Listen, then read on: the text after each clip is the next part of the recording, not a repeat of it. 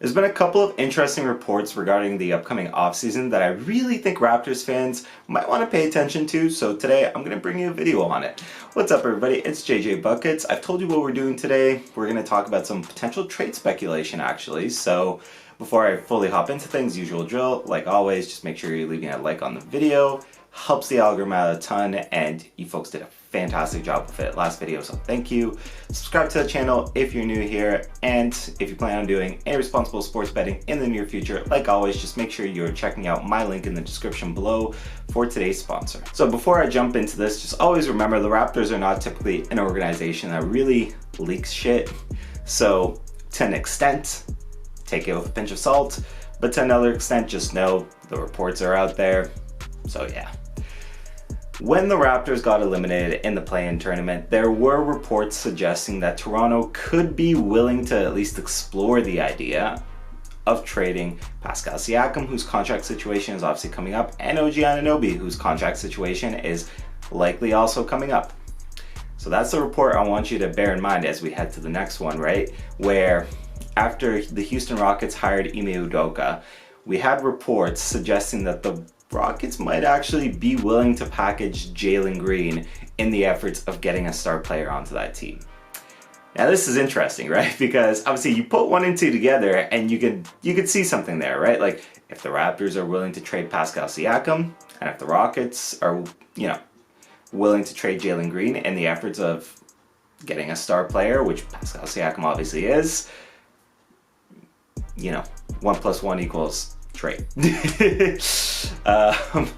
Quick maths for you there. Now, first of all, I'm going to preface this with the fact that this is not me advocating for a Pascal Siakam trade. Quite frankly, I don't think those words will ever come out of my mouth. Pascal is one of my favorite Raptors of all time. He's a very likable dude. He's a very talented player. But, again, you look at report number one, you look at report number two, again, to an extent, you're going to reasonably question both of them, but if we're just taking it at face value for what it is, that's a situation where I think both teams are happy with the trade partner that they have there, right? Obviously for the Rockets, Pascal Siakam, if you're looking for a star, you can do a lot worse than Pascal, especially if obviously the idea I imagine is going to be to pair multiple stars together in Houston. Pascal Siakam is one of the running mates. Fantastic. If you're the Raptors, it's interesting, right? Because I'm in particular somebody that was fairly high on Jalen Green coming into the draft.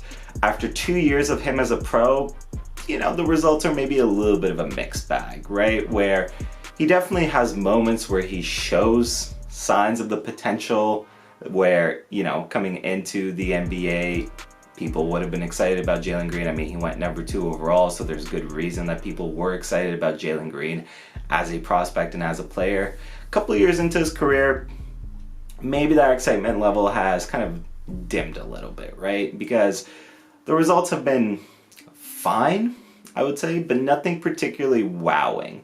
So I think if you're the Raptors in this scenario, this is an interesting one, right? Because he's obviously still more than young enough that he's nowhere near the ceiling of what he can be as a player, right? So if you're sitting there, obviously, with your head coaching search going on, if you can put together a good staff with a head coach that can develop young players, with assistants that you trust your development staff, I think all of a sudden you're looking at this and you're just like, I don't feel too bad about this, right? Like if Houston's willing to give up on that guy because they don't think he's going to reach his potential, we disagree. We think we can get him to, what he can be as an NBA player, right? And Jalen Green in particular has a really fun skill set that I think you can explore. Obviously, no secret to anybody that's a Raptors fan, but shot creation from the perimeter has been an issue on this team for, quite frankly, as long as I can remember, probably, let's be honest, since Kawhi left, right? Like it's just not been a strong suit of this team, where Jalen Green, I think,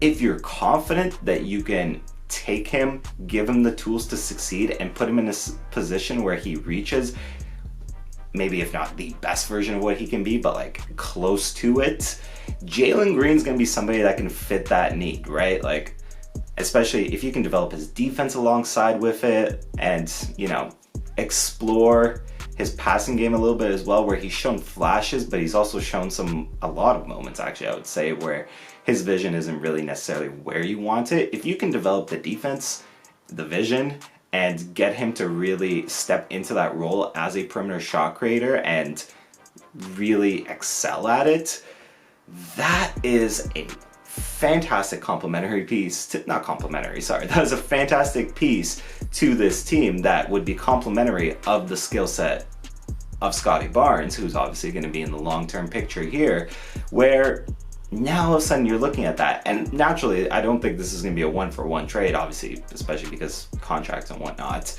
but naturally you're looking at the situation that you have, and you're probably getting Jalen Green, you might be getting a little bit of draft capital back as well, maybe potentially one or two other pieces that you can genuinely be really excited about. And yeah, now I think if you're Toronto, you're sitting pretty. Like, you don't feel bad about that. A lot of this hinges on Jalen Green and whether or not you think the potential for his development is still there, and whether or not you believe in him being the type of dude that can reach that potential, because high volume shooting guards, I wouldn't say, are the most reliable players to like really bank on sometimes. But again, it all comes down to just the confidence level of the organization, of the development staff, in whether or not they believe in themselves and in this player. Because if they do, and if the reports that, you know, you are maybe looking for a little bit of restructuring in terms of pushing the old guard out, being obviously Fred, Pascal, whoever else, that's a good fit.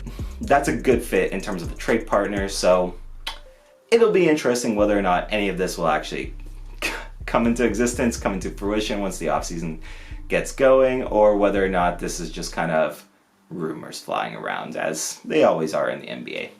So that's pretty much been me for the day, folks. What do you folks think? What is your opinion on Jalen Green as a player? Again, it's been a bit of a mixed bag in his first 2 years, so I'm curious whether or not you still believe in him, or whether or not you think he's not going to be as good as initially advertised.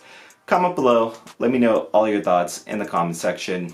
Other than that, folks, usual drill, like always. Like the video, goes a long way in the algorithm. I appreciate it every time you folks do it, so thank you, genuinely. Other than that, folks, subscribe to the channel as well. And yeah, it's been me. It's been JG Buckets. It's been a real one, and I will see everybody next time.